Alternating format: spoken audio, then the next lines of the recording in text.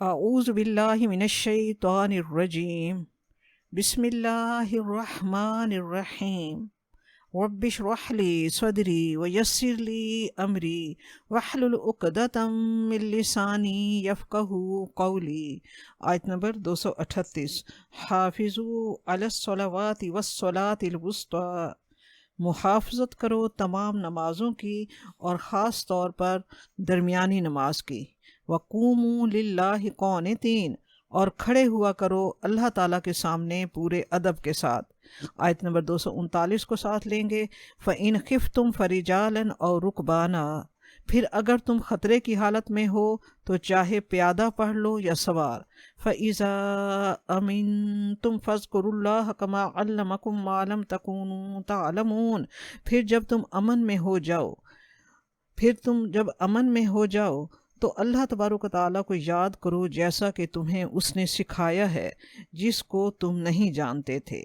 فَاذْكُرُوا اللَّهَ كَمَا عَلَّمَكُمْ مَا لَمْ تَكُونُوا تَعْلَمُونَ، پھر اللہ تعالیٰ کو یاد کرو ایسے جیسا کہ اس نے تمہیں سکھایا ہے جس کو تم نہیں جانتے تھے۔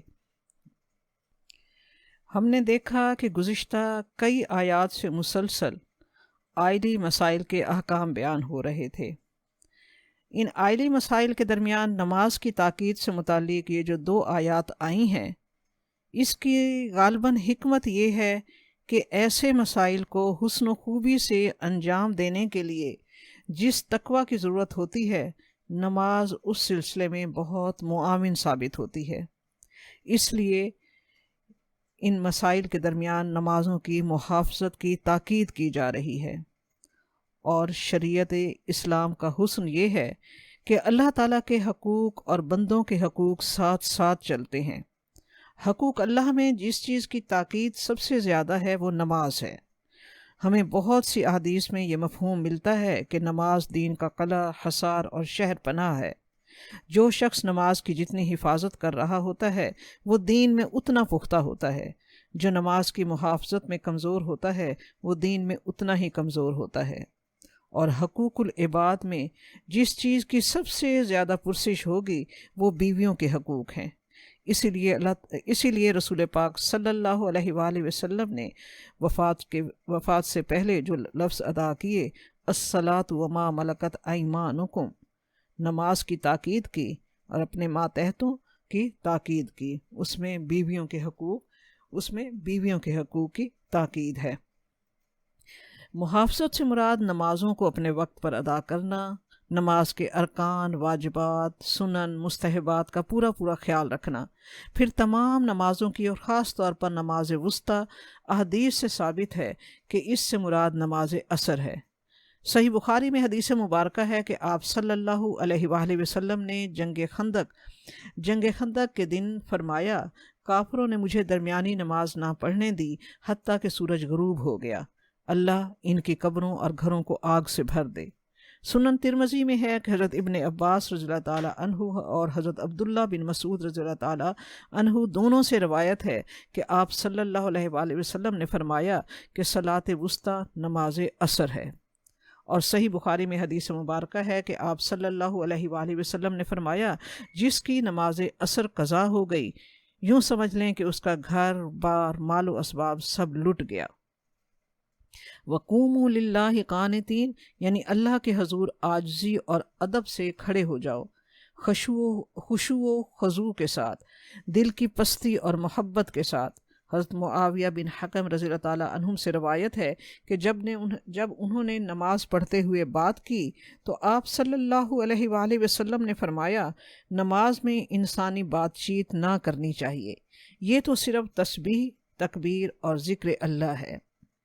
مسند احمد میں ہے کہ اس آیت کے نازل ہونے سے پہلے لوگ نماز میں ضروری بات چیت کر لیا کرتے تھے۔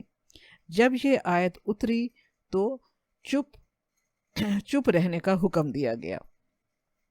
اور تفسیر ابن کثیر میں مزید یہ ہے کہ نماز میں بات چیت نہ کرنے کا حکم حبشہ کی ہجرت کے بعد اور ہجرت مدینہ سے پہلے مکہ شریف ہی میں آ چکا تھا۔ حضرت عبداللہ بن مسعود رضی اللہ تعالیٰ عنہ فرماتے ہیں کہ ہجرت حبشہ سے پہلے ہم آپ صلی اللہ علیہ وآلہ وسلم کو سلام کرتے، آپ صلی اللہ علیہ وآلہ وسلم نماز کی حالت میں ہوتے پھر بھی جواب دیتے۔ جب حبشہ سے واپس آئے تو آپ صلی اللہ علیہ وسلم کو میں نے نماز کی حالت میں سلام کیا۔ آپ صلی اللہ علیہ وآلہ وسلم نے جواب نہ دیا۔ پھر میرے رنج و غم کا کچھ نہ پوچھیے۔ آپ صلی اللہ علیہ وآلہ وسلم نماز سے فارغ ہوئے۔ آپ نے فرمایا، عبداللہ اور کوئی بات نہیں، میں نماز میں تھا اس لیے جواب نہ دیا۔ اللہ تعالیٰ جو چاہے نیا حکم اتارے، اس نے یہ نیا حکم نازل فرمایا ہے کہ نماز میں بولا نہ کرو۔ آیت نمبر 239 میں اسی بات کا تسلسل ہے کہ اگر خوف کی حالت میں ہو تو پیدل یا سوار جس طرح بھی ممکن ہو نماز پڑھ لیا کرو۔ چونکہ نمازوں کی پوری حفاظت کرنے کا حکم آیت نمبر 238 میں ہم پڑھ چکے کہ نازل ہو چکا تھا، اس لیے اب اس حالت کو بیان کیا جا رہا ہے جس میں تمام ادب آداب کی پوری رعایت عموماً نہیں رہ سکتی، یعنی میدان جنگ میں جب دشمن سر پر ہو تو اللہ تبارک و تعالیٰ نے فرمایا کہ جس طرح بھی ممکن ہو سوار یا پیدل قبلہ رخ کر کے نماز ادا کر لیا کرو۔ صحیح مسلم میں ہے کہ سخت خوف کے وقت اشارے سے ہی نماز پڑھ لیا کرو، گو سواری پر سوار ہو، یعنی اور ایسا بھی ہو سکتا ہے کہ دشمن پیچھا کر رہا ہو، اور اگر تم تمام شرائط اور آداب کے ساتھ نماز پڑھنا شروع کر دو تو ممکن ہے کہ دشمن آپ کے سر پر پہنچ جائے، یا ایسا بھی ہو سکتا ہے کہ دستے نے کسی جگہ پر پہنچ کر فوری طور پر حملہ کرنا ہو، تو اگر اس صورت میں نماز کے لیے رک جائیں گے تو مطلوبہ ہدف حاصل نہ کر سکیں گے۔ چنانچہ دشمن سے خطرے کی صورت میں پیدل یا سوار یا جس طرح بھی ممکن ہو نماز پڑھی جا سکتی ہے۔ اس سے معلوم ہوتا ہے کہ نمازوں کی محافظت حالت جنگ میں بھی ضروری ہے۔ جس طرح ممکن ہو نماز پڑھو، یعنی چھوڑو نہیں۔ اگر فتح قریب ہو اور نماز کا وقت نکلا جا رہا ہو تو قضا نماز پڑھو۔ نماز خوف کیسے ادا کی جاتی ہے؟ حضرت عبداللہ بن عمر رضی اللہ تعالیٰ عنہ سے جب کوئی پوچھتا کہ ہم نماز خوف کیسے پڑھیں تو کہتے کہ امام آگے پڑھے اور کچھ لوگ اس کے ساتھ نماز ادا کریں، امام انہیں 1 رکعت پڑھائے اور باقی لوگ ان کے اور دشمنوں کے درمیان کھڑے رہیں، وہ نماز نہ پڑھیں۔ یعنی آدھے لوگ امام کے ساتھ 1 رکعت پڑھ لیں اور آدھے لوگ جو ہیں وہ امام اور نماز پڑھنے والے اور دشمنوں کے درمیان کھڑے رہیں، وہ ان کی حفاظت کے لیے پہرا دیں۔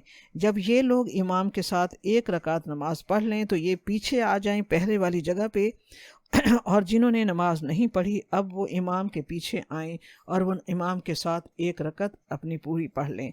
اس طرح امام کی 2 رکعت پوری ہو جائیں گی، اور اب یہ دونوں گروہ باری باری اپنی باقی 1 رکعت پوری کریں، اور اگر خوف اس سے زیادہ ہو تو پاؤں پر کھڑے، پیدل یا سواری پر رہ کر جس طرح بھی ممکن ہو نماز ادا کریں۔ فَإِذَا أَمِنْتُمْ فَاذْكُرُوا اللَّهَ كَمَا عَلَّمَكُمْ مَا لَمْ تَكُونُوا تَعْلَمُونَ، یعنی جب تم امن پا جاؤ، خوف کی حالت سے نکل جاؤ تو پھر تسلی سے نماز پڑھو، اللہ تبارک و تعالیٰ کا ذکر کرو جیسا اللہ تعالیٰ نے تمہیں تعلیم دی ہے، وہ تعلیم جس کا پہلے سے تمہیں علم نہ تھا۔ پہلی بات تو یہ کہ اللہ تعالیٰ کا ذکر اور نماز ایسے پڑھو جیسے اللہ نے تمہیں تعلیم دی ہے۔ ایسا نہیں ہے کہ نماز کا جو طریقہ تمہیں اچھا لگے تم ویسے پڑھنے لگو، یعنی مغرب کے 3 فرض ہیں تو زیادہ عبادت گزار بننے کے لیے 4 پڑھنے لگو تو ان 3 فرضوں سے بھی جاؤ گے۔ اسی طرح ان 3 فرضوں سے بھی جاؤ گے۔ رب نے جیسے تعلیم دی ہے، رب فرما رہا ہے ایسے نماز پڑھو۔ اسی طرح کہیں نماز پڑھنا عبادت ہے تو کہیں نماز چھوڑ دینا عبادت ہے۔ میدان عرفات میں مغرب کا وقت ہونے کے باوجود مغرب کی نماز چھوڑ دینا اور مزدلفہ پہنچ کر عشاء کے ساتھ اکٹھی پڑھنا عبادت ہے، کیونکہ عبادت تو اللہ تعالیٰ کی اطاعت اور رسول پاک صلی اللہ علیہ وآلہ وسلم کے اتباع کا نام ہے۔ دوسرا، اللہ تبارک و تعالیٰ نے اس میں فرمایا کہ جیسے اللہ نے تمہیں تعلیم دی یا اللہ نے تمہیں سکھایا۔ قرآن پاک میں ہم دیکھتے ہیں کہ کہیں بھی نماز کا طریقہ نہیں سکھایا گیا، مگر رب کریم یہاں فرما رہا ہے جیسے اللہ نے تمہیں تعلیم دی۔ نماز کا طریقہ حالانکہ اللہ نے نہیں سکھایا، اللہ کے پیارے حبیب حضرت محمد صلی اللہ علیہ وآلہ وسلم نے سکھایا۔ رب نے تو حکم دے دیا وَأَقِیمُوا الصَّلَاةَ وَآتُوا الزَّکَاۃَ، کیسے نماز پڑھنی ہے یہ اللہ کے پیارے حبیب نے ہمیں سکھایا۔ تو معلوم ہوا کہ اللہ کے حبیب حضرت محمد صلی اللہ علیہ وآلہ وسلم نے جو تعلیم دی، اللہ تبارک و تعالیٰ اس کو اپنی دی ہوئی تعلیم قرار دے رہا ہے۔ نماز پڑھنے کا طریقہ قرآن پاک میں نہیں ہے، حدیث میں ہے۔ اسی حدیث کے علم کو اللہ تبارک و تعالیٰ فرما رہا ہے کما علمکم، جیسا کہ تمہیں سکھایا گیا ہے، یعنی جیسے اللہ نے سکھایا ہے۔ اس سے معلوم ہوا کہ قرآن پاک کی تعلیم بھی اللہ تبارک و تعالیٰ کی تعلیم ہے اور حدیث کی تعلیم بھی اللہ تعالیٰ کی تعلیم ہے۔ اللہ کا حبیب بھی جو کچھ فرماتا ہے وہ اللہ کی منشا کے مطابق اور اللہ کے حکم کے مطابق ہوتا ہے۔ آیت نمبر 240، وَالَّذِينَ يُتَوَفَّوْنَ مِنْكُمْ وَيَذَرُونَ أَزْوَاجًا، جو لوگ تم میں سے وفات پا جائیں اور چھوڑ جائیں وہ بیویاں، وَصِيَّةً لِأَزْوَاجِهِمْ مَتَاعًا إِلَى الْحَوْلِ غَيْرَ إِخْرَاجٍ، تو وہ وصیت کر جائیں اپنی بیویوں کے لیے 1 سال تک کے لیے نان نفقہ کی، بغیر انہیں گھر سے نکالے ہوئے۔ واللہ عزیز حکیم، اور یقیناً اللہ تبارک و تعالیٰ جو ہے وہ زبردست ہے، حکمت والا ہے۔ زمانہ جاہلیت میں عربوں میں بیوہ کی عدت کا دستور 1 سال کا تھا۔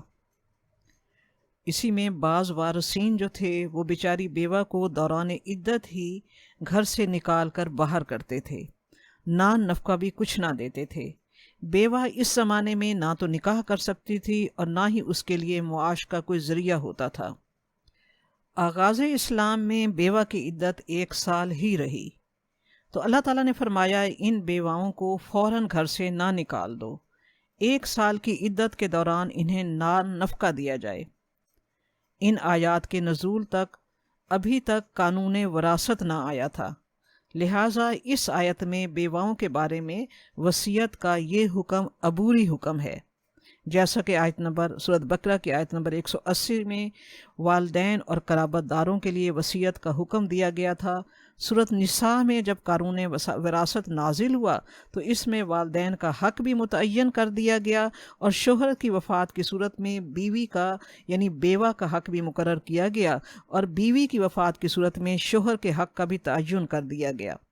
لہٰذا اس کے بعد بیواؤں کی سال بھر کے لیے وصیت کی یہ آیت منسوخ ہو گئی، یہ آیت حکم کے لحاظ سے منسوخ ہو گئی، اور والدین کے حق کے تعین کے بعد آیت نمبر 180 کا حکم بھی منسوخ ہوا۔ اب شوہر کے ترکے میں سے اولاد ہونے کی صورت میں 8واں حصہ اور اولاد نہ ہونے کی صورت میں 4تھا حصہ ترکہ میں سے بیوی کے لیے مقرر ہو گیا، اور عدت بیوہ کی 4 ماہ 10 دن مقرر ہوئی۔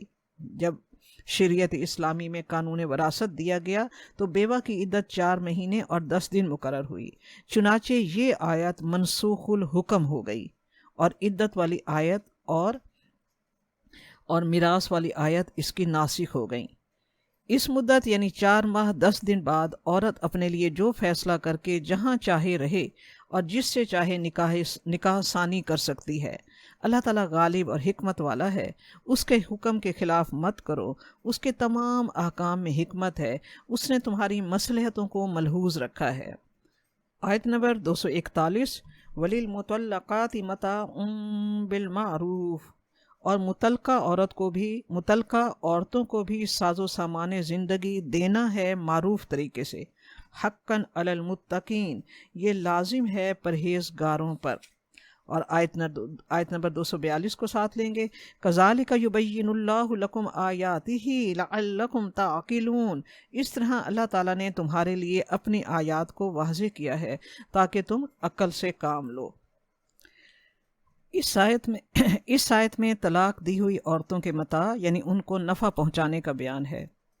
متعلقہ عورتوں کو فائدہ پہنچانے کا حکم اسی رکوع کے ابتدائی آیات میں بھی آ چکا ہے، مگر وہاں صرف 2 قسم کی متعلقہ عورتوں کے لیے احکام تھے، ایک وہ جن کا نہ حق مہر مقرر ہوا ہو اور نہ ان سے قربت کی نوبت آئی ہو، دوسرا وہ متعلقہ جس کا مہر تو بوقت نکاح مقرر ہوا ہو مگر خلوت و قربت کی نوبت نہ آئی ہو اور طلاق ہو گئی ہو۔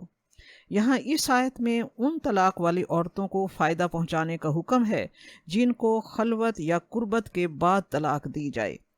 زن و شوہر کا تعلق قائم ہو چکنے کے بعد جب کسی عورت کو طلاق دی جائے تو اس میں جس کا حق مہر مقرر کیا گیا ہو اس کو فائدہ پہنچانا یہ ہے کہ پورا مہر دینا چاہیے، اور جس کا مہر بوقت نکاح مقرر نہ ہوا ہو تو مرد پر مہر مثل واجب ہے، یعنی جتنا اس عورت کے خاندان میں عام طور پر معمول ہے کہ کثرت سے زیادہ تر عورتوں کا جتنا حق مہر مقرر ہوتا ہے اسی معمول کے مطابق اس کو حق مہر دیا جائے۔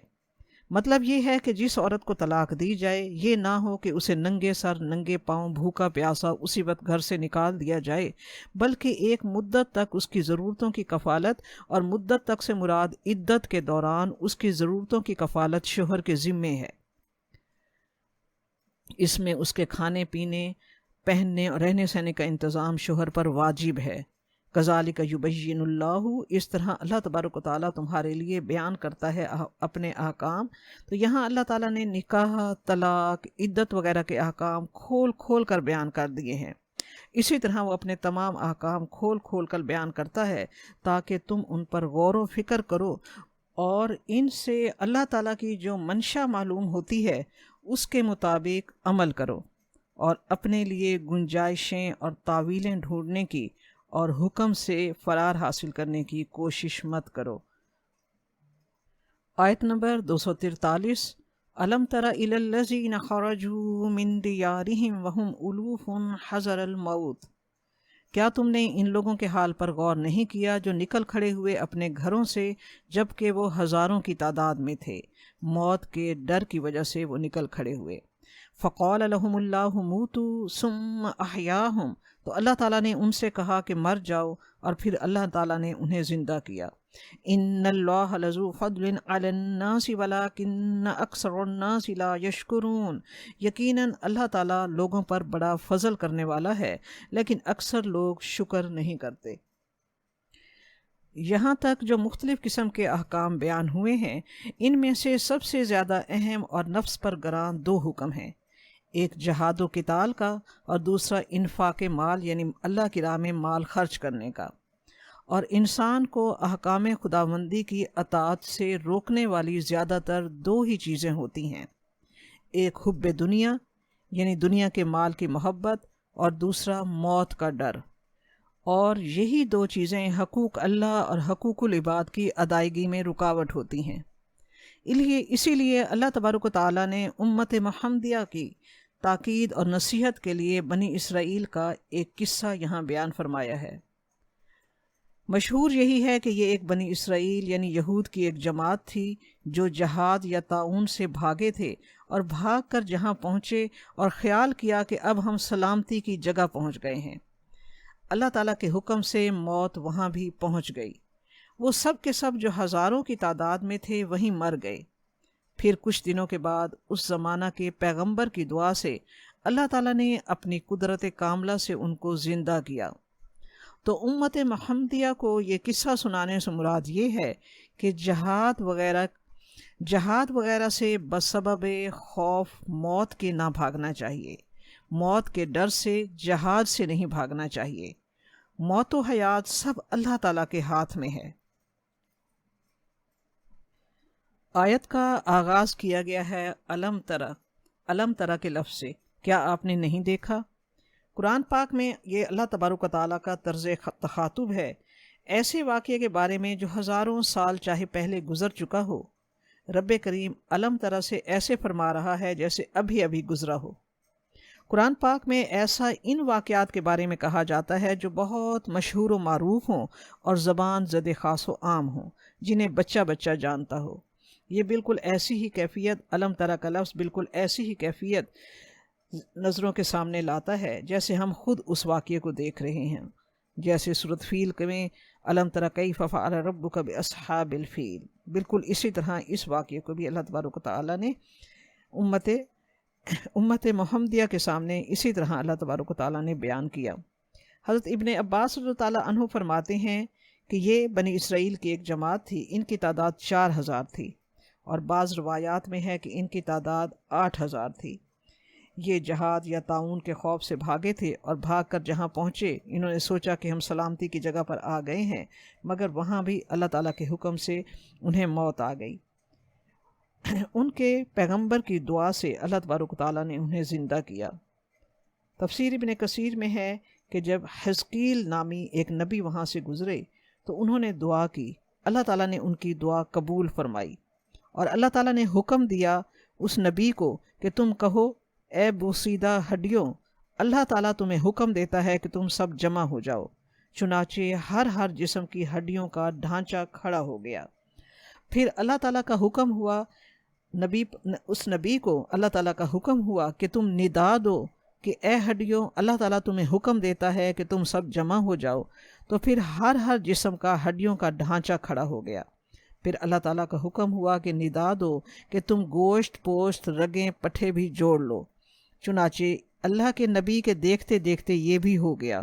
پھر آواز آئی کہ اے روحو، اللہ تعالیٰ تمہیں حکم دے رہا ہے کہ ہر روح اپنے اپنے قدیم جسم میں آ جائے۔ چنانچہ یہ سب جس طرح ایک ساتھ مرے تھے اسی طرح ایک ساتھ جی اٹھے، اور بے ساختہ ان کی زبان سے نکلا، سبحانک لا الہ الا انت، اللہ تو پاک ہے، تیرے سوا کوئی معبود نہیں ہے۔ ان اللہ لذو فضل علی الناس، اللہ تعالیٰ کا ہمیشہ لوگوں پر بہت بڑا فضل ہوتا ہے، وہ زبردست ہے، حکمت والا ہے۔ اس کی ٹھوس نشانیاں جو ہیں اس کی قدرت قاہرہ کو دکھا رہی ہوتی ہیں، لیکن اس کے باوجود اکثر لوگ ناشکرے ہوتے ہیں۔ اس واقعے سے اللہ تعالیٰ امت مسلمہ کو یہ بتانا چاہتا ہے کہ اللہ تعالیٰ کے سوا کسی جگہ بچاؤ اور پناہ نہیں ہے۔ یہ لوگ وبا سے ڈر کر بھاگے تھے اور زندگی کے حریص تھے، اس کے باوجود عذاب آیا اور ہلاک ہو گئے۔ مسند احمد کی ایک حدیث میں ہے کہ حضرت عمر بن خطاب رضی اللہ تعالیٰ عنہ شام کی طرف چلے، اور جب ایک مقام پر پہنچے تو ابو عبیدہ بن جرح سرداران لشکر ان سے ملے۔ انہوں نے بتایا کہ شام میں آج کل وبا ہے، تو اختلاف ہوا کہ اب وہاں جائیں یا نہ جائیں۔ بالآخر حضرت عبد الرحمن بن عوف رضی اللہ تعالیٰ عنہ جب وہاں آئے تو انہوں نے فرمایا کہ میں نے رسول پاک صلی اللہ علیہ وآلہ وسلم سے یہ سنا ہے کہ جب وبا کسی جگہ آئے تو تم وہیں ہو تو وہاں موت کے ڈر سے وہاں سے مت بھاگو، اور جب کسی جگہ وبا کی خبر سنو تو وہاں مت جاؤ۔ حضرت عمر فاروق رضی اللہ عنہ نے یہ سنا تو رب کی حمد و ثنا کرتے ہوئے واپس چلے گئے۔ آیت نمبر 244، وَقَاتِلُوا فِي سَبِيلِ اللَّهِ وَاعْلَمُوا أَنَّ اللَّهَ سَمِيعٌ عَلِيمٌ، اور جنگ کرو اللہ تعالیٰ کی راہ میں اور خوب جان لو کہ اللہ تعالیٰ سب کچھ سننے والا اور سب کچھ جاننے والا ہے۔ آیت نمبر 243 میں اللہ تعالیٰ نے بنی اسرائیل کی ایک جماعت کا جو واقعہ بیان کیا، وہ واقعہ ثابت کرتا ہے کہ ان لوگوں کا بھاگنا انہیں موت سے نہ بچا سکا۔ اسی طرح جہاد سے منہ موڑنا بھی بیکار ہے۔ اجل اور رزق مقرر ہو چکے ہیں، رزق نہ بڑھے گا نہ گھٹے گا، اللہ تعالیٰ نے دینا ہے جتنا اس نے لکھ دیا ہے۔ موت نہ پہلے آئے گی نہ پیچھے ہٹے گی۔ مضبوط برج بھی موت کے وقت کو آگے یا پیچھے نہیں کر سکتے۔ اس موقع پر خالد بن ولید کا وہ فرمان یاد دلانا بالکل مناسب ہے کہ انہوں نے اپنے انتقال کے عین وقت فرمایا کہ کہاں ہیں موت سے ڈرنے والے، لڑائی سے جی چرانے والے نامرد، وہ دیکھیں کہ میرا جوڑ اللہ تعالیٰ کی راہ میں جہاد کرتے ہوئے زخمی ہو چکا ہے۔ سارے جسم پر کوئی جگہ ایسی نہیں جہاں تیر، تلوار، نیزہ، برچھا نہ لگا ہو، لیکن دیکھو میں آج اپنے گھر میں اپنے بستر پر فطری موت فوت ہو رہا ہوں، میدان جنگ میں نہیں۔ خالد بن ولید نے 90 سے زیادہ جنگوں میں حصہ لیا۔ موت کے وقت آنسو دیکھ کر لوگ حیران تھے کہ اتنا بہادر شخص جو ہے وہ موت کے خوف سے رو رہا ہے۔ انہوں نے فرمایا کہ نہیں، میں موت کے ڈر سے نہیں رو رہا، میں اس دکھ سے رو رہا ہوں کہ یہ موت مجھے میدان جنگ میں کیوں نہ آئی۔ شہادت کی موت اللہ تعالیٰ میرے نصیب میں لکھ دیتا تو میرے لیے وہ زیادہ خوشی کی بات تھی۔ حضرت ابو ہریرہ رضی اللہ تعالیٰ عنہ سے روایت ہے کہ آپ صلی اللہ علیہ وآلہ وسلم نے فرمایا کہ جس نے زندگی بھر جہاد نہ کیا ہو اور نہ ہی اس کے دل میں جہاد کرنے کا خیال پیدا ہوا ہو، وہ منافق کی موت مرا۔ صحیح مسلم۔ موت تو خود زندگی کی سب سے بڑی محافظ ہے۔ جب تک اس کا وقت نہیں آتا، موت خود زندگی کی حفاظت کرتی ہے۔ تو اللہ تبارک تعالیٰ فرما رہا ہے کہ موت کے ڈر سے جہاد سے منہ مت موڑو، بلکہ اللہ کی راہ میں اللہ کے دشمنوں سے اور حق کے دشمنوں سے لڑو، اور جان لو کہ اللہ سب کچھ سننے والا اور اللہ تعالیٰ جاننے والا ہے۔ آیت نمبر 245، من ذا الذی یقرض اللہ قرضا حسنا فیضاعفہ لہ اضعافا کثیرہ۔ کون ہے جو اللہ کو قرض حسنہ دے تو اللہ تعالیٰ اس کو اس کے لیے کئی گنا بڑھاتا ہے۔ واللہ یقبض ویبسط وإلیہ ترجعون، واللہ یقبض ویبسط وإلیہ ترجعون، اور اللہ تعالیٰ تنگ دستی بھی دیتا ہے اور کشادگی بھی دیتا ہے، اور اسی کی طرف تمہیں لوٹا دیا جائے گا۔ قرض حسنہ سے مراد ایسا قرض ہے جو محض اللہ تبارک و تعالیٰ کی رضا کے لیے فقراء کو، مساکین کو دیا جائے، اور اس کی ادائیگی کے لیے انہیں تنگ نہ کیا جائے، نہ ہی قرضہ دینے کے بعد جتایا جائے، اور مقروض اگر واقعی تنگ دست ہو اور ادائیگی سے قاصر ہو تو اسے معاف کر دیا جائے اللہ تعالیٰ کی رضا کے لیے۔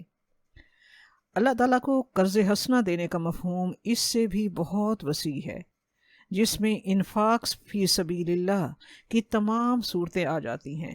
اس میں جہاد کی تیاری پر خرچ کرنا اور مجاہدین کی مالی امداد کرنا بھی شامل ہے۔ انفاق فی سبیل اللہ میں ہمسائے میں کوئی بیمار ہے تو اس پر خرچ کرنا، رشتہ داروں میں کوئی غریب ہے تو اس پر خرچ کرنا، دین کے راستے میں کوئی کام ہو رہا ہے تو اس پر خرچ کرنا۔ کوئی شخص دینی اسلامی کتاب لکھ کر چھوڑ جاتا ہے تو وہ اللہ کے ذمے بہت بڑا قرض چھوڑ جاتا ہے۔ امام مسلم نے صحیح مسلم اور امام بخاری نے صحیح بخاری لکھی۔ اب کوئی بھی شخص عالم دین بن ہی نہیں سکتا اور سیرت کا مطالعہ مکمل کر ہی نہیں سکتا جب تک وہ صحیح بخاری اور صحیح مسلم نہ پڑھے، اور جب تک وہ صحائح ستہ نہ پڑھ لے۔ انہوں نے ایک کام کر لیا جو قیامت تک چلے گا، اور کوئی بھی ایسا کام جو اللہ تعالیٰ کے لیے کیا جائے، چاہے مال لگا کر، چاہے علم لگا کر، چاہے محنت خرچ کر کے، چاہے اپنی صلاحیتیں اللہ کی راہ میں خرچ کر کے، وہ انفاق فی سبیل اللہ ہے۔ جب اللہ تبارک و تعالیٰ اجر دینے پر آتا ہے تو اللہ تبارک و تعالیٰ کا وعدہ ہے فَيُضَاعِفَهُ لَهُ أَضْعَافًا كَثِيرًا، تو وہ اسے بڑھا دیتا ہے کئی گنا زیادہ بڑھا کر۔ تو وہ ہر ایک کے نیک کام پر اجر جو ہے وہ 10 گنا، 100 گنا، 700 گنا اور کروڑوں گنا بڑھا دیتا ہے۔ جب یہ آیت نازل ہوئی کہ اللہ کو کون ہے جو قرض حسنہ دے، تو اس وقت یہود نے سن کر یہ کہا، اللہ فقیر ونحن اغنیاء، اللہ فقیر ہے اور ہم غنی ہیں۔ منافقین نے بھی مذاق اڑایا اور وہ بھی اس کی باتوں میں آئے۔ بعض نے بات سنی اور انسنی کر دی اور کہا اپنی ضرورتیں تو پوری ہوں، لیکن ایک گروہ اس میں سے تھا جس نے اللہ تعالیٰ کی اس پکار پر لبیک کہا، اور کہا اچھا اللہ کو قرض چاہیے، اس سے بڑھ کر سرمایہ کاری اور کیا ہوگی۔ حضرت ابو الدہدہ رضی اللہ تعالیٰ عنہ نبی پاک صلی اللہ علیہ وآلہ وسلم کی خدمت اقدس میں حاضر ہوئے اور عرض کیا، یا رسول اللہ، کیا اللہ تعالیٰ ہم سے قرض چاہتا ہے؟ آپ صلی اللہ علیہ وآلہ وسلم نے فرمایا، ہاں، اللہ تعالیٰ یہ چاہتا ہے کہ اس کے ذریعے سے تم کو جنت میں داخل کرے۔ حضرت ابو الدہدہ نے یہ سن کر عرض کیا، یا رسول اللہ، میرے پاس 2 باغ ہیں، دونوں باغوں کو اللہ تعالیٰ کے لیے قرض دیتا ہوں۔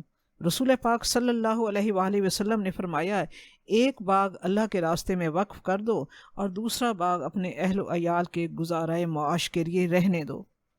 حضرت ابو الدہدہ نے کہا، رضی اللہ تعالیٰ عنہ نے کہا، ان 2 باغوں میں سے جو بہترین باغ ہے، جس میں 600 کھجور کے درخت ہیں، اس کو میں اللہ تعالیٰ کے راستے میں دیتا ہوں۔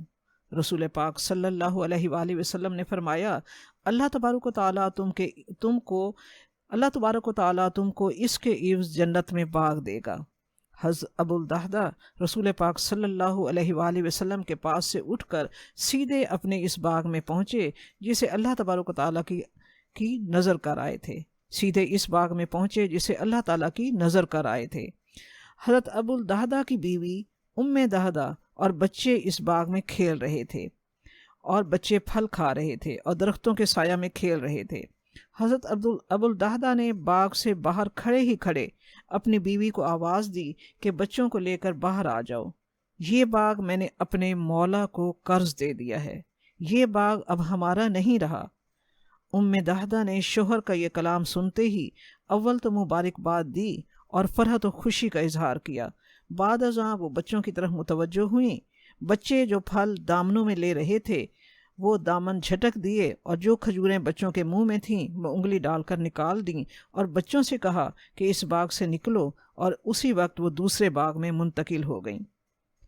رسول پاک صلی اللہ علیہ وآلہ وسلم کو جب اس کی اطلاع ہوئی تو فرمایا کہ نامعلوم ابو الدہدہ کے لیے اللہ تعالیٰ نے آخرت میں کتنے بے شمار لمبے درخت تیار کیے ہیں، اور کتنے وسیع اور کشادہ محلات ہیں ابو الدہدہ کے لیے اللہ تعالیٰ کی طرف سے جنت میں۔ حضرت قعب احبار رضی اللہ تعالیٰ عنہ سے ایک شخص نے کہا، میں نے ایک شخص سے یہ سنا ہے کہ جو شخص قل هو اللہ احد کو ایک دفعہ پڑھے اس کے لیے موتی اور یاقوت کے 10 لاکھ محل جنت میں بنتے ہیں، کیا میں اسے سچ مان لوں؟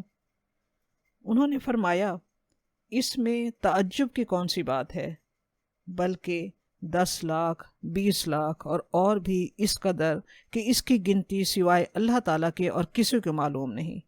انہوں نے پھر اس آیت کی تلاوت کی اور فرمایا کہ جب اللہ تبارک و تعالیٰ نے فرمایا ہے فَيُضَاعِفَهُ لَهُ أَضْعَافًا كَثِيرًا، تو پھر مخلوق اس کی گنتی کی طاقت کیسے رکھے گی؟ اللہ تعالیٰ اسی آیت میں فرماتا ہے وَاللَّهُ يَقْبِضُ وَيَبْسُطُ۔ قبضہ کا معنی ہے رزق کو ذرا سا روک لینا، اور باسطہ کا معنی ہے رزق کو کھلا چھوڑ دینا۔ فرمایا اللہ تعالیٰ کسی کو ہاتھ روک کر رزق دیتا ہے اور کسی کو کھلا رزق دیتا ہے، یہ اللہ تعالیٰ کا فیصلہ ہے کہ کسے کتنا دینا ہے۔ یہ قبضہ یعنی روک لینا یا گھٹانا یہ بھی امتحان ہے، اور یہ باسطہ یعنی ہاتھ کھول کر دینا یہ بھی امتحان ہے۔